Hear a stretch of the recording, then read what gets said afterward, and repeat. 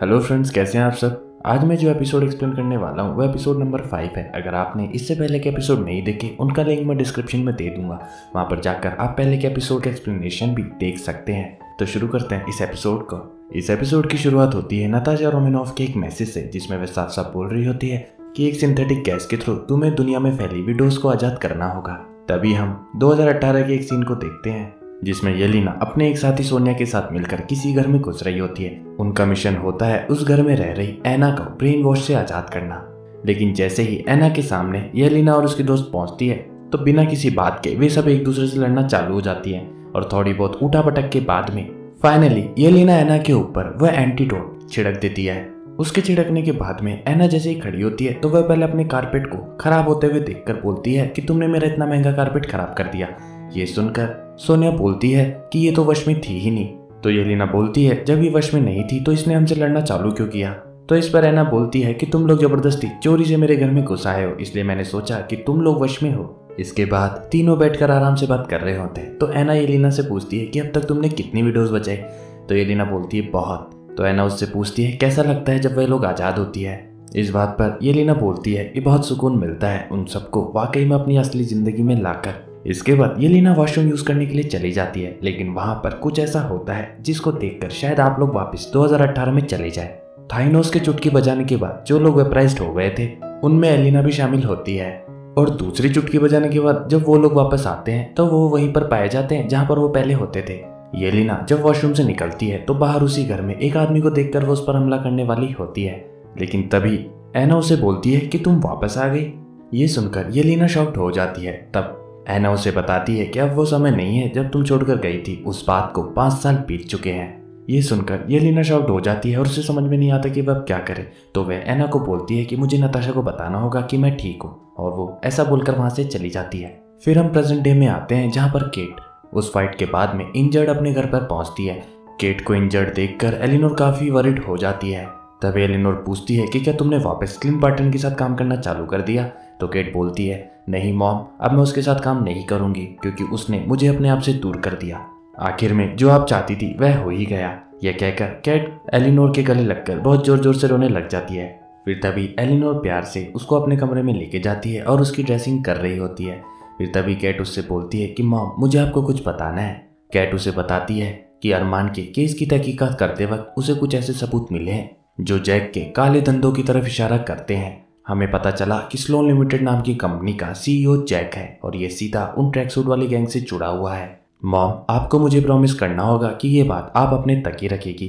तभी एलिनोर उसे यह प्रॉमिस कर देती है। फिर नेक्स्ट सीन में हम देखते हैं माया को, जो कि अपनी मरहम पट्टी काजी के थ्रू करवा रही होती है।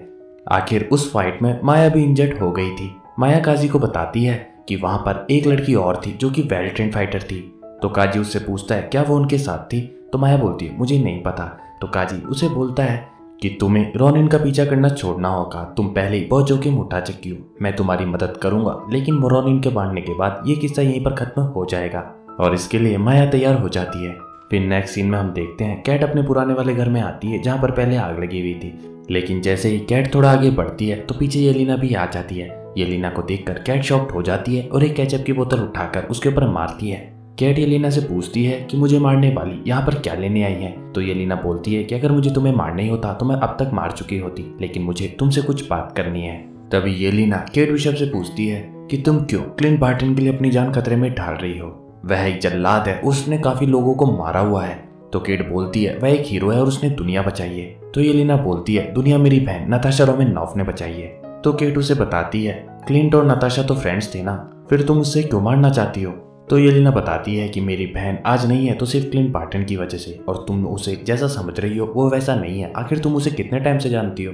तो केट बताती है यही कोई 7 दिनों से। केट उसे बोलती है कि हर किसी को बहुत से ऐसे डिसीजन लेने पड़ते हैं जो वो नहीं चाहते, इसका मतलब ये नहीं कि वो गलत है। क्लिंट का दिल बहुत साफ है, वह मुझे यहाँ पर बचाने आया था। तब येलिना बोलती है चाहे कुछ भी हो उसकी वजह से मेरी बहन नहीं है, आखिर उसे ही अपनी जान क्यों गंवानी पड़ी। मैं यहाँ से जल्दी असाइनमेंट पूरा करके चली जाऊंगी। तो केट को पता चलता है यानी कि क्लिंट को किसी ने मारने की सुपारी दी है। येलिना इसके आगे कुछ भी नहीं बोलती और उसे अपने रास्ते में ना आने का कहकर वहां से चली जाती है। तभी सीन शिफ्ट होता है एलिनोर के घर में, जहां पुलिस वाले जैक को अरेस्ट कर रहे होते हैं। और जब कैट वहां पर आती है तो एलिनोर उसे बताती है कि मैंने तहकीकात की है बेटा और तुम सही थी। तभी जैक एलिनोर को बोलता है कि तुमने पुलिस को बुलाकर कुछ गलत काम नहीं किया है, किसी ने मेरे को फंसाने की कोशिश की है, मैं जल्दी जेल से बाहर आ जाऊंगा। फिर सीन शिफ्ट होता है क्लिंट पर, जो कि एवेंजर्स के मॉन्यूमेंट्स के सामने खड़ा होकर नताशा रोमानोफ को याद कर रहा होता है। वह उसे बोलता है कि मैं तुम्हें बहुत मिस कर रहा हूँ, तो हम सब में सबसे बहादुर थी, तुमने जो ये जिंदगी मुझे दी है उसके मैं लायक बनने की कोशिश कर रहा हूँ, लेकिन अब मैं जो करने जा रहा हूँ उसके लिए तुम मुझे माफ करना। और इसके बाद वो वहां से चला जाता है। फिर हम देखते हैं कैट को, जो कि अपने रूम में अपने अवार्ड्स को देखकर कुछ सोच रही होती है। फिर इसके बाद वह क्लिंट को फोन मिलाती है और उसे उसको वापस फोन करने के लिए बोलती है। इसके बाद कोई रिप्लाई नहीं होता तो बैक टू बैक कैट उसको फोन पे फोन किए जाती है और उसे बताती है कि उसको इस छत वाली लड़की के बारे में कुछ बात करनी है।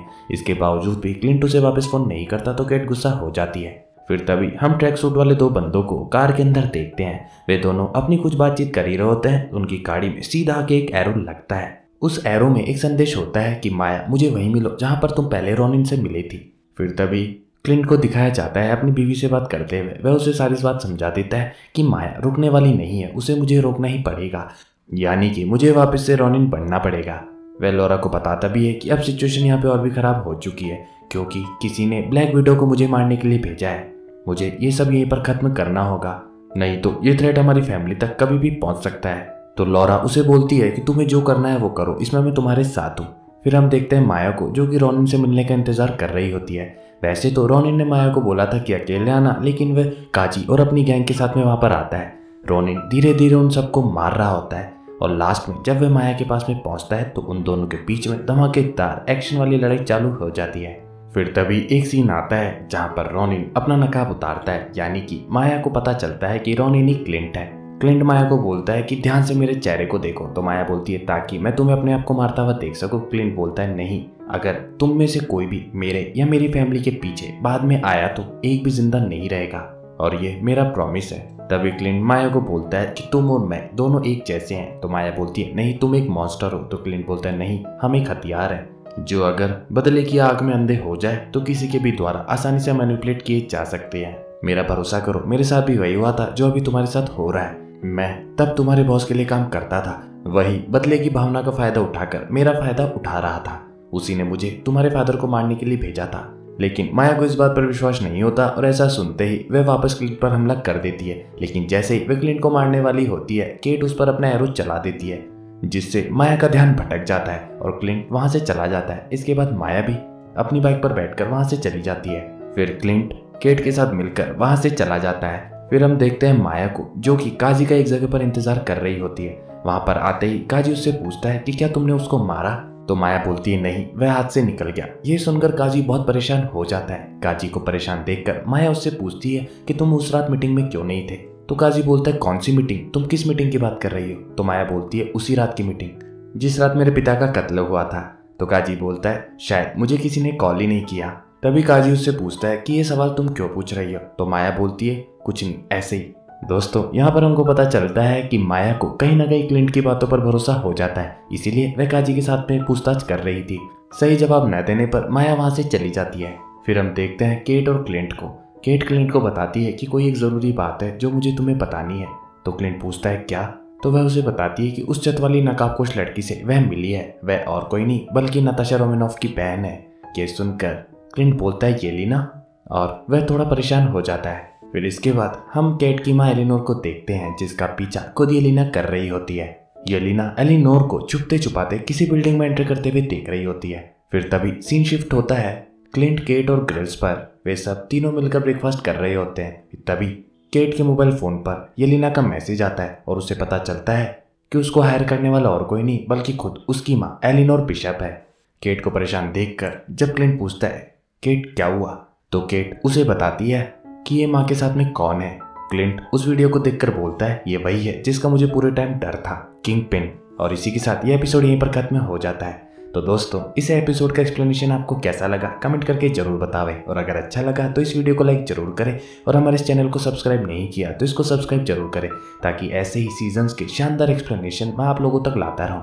मिलते हैं अगले एपिसोड में इसी वक्त इसी टाइम। Bye bye.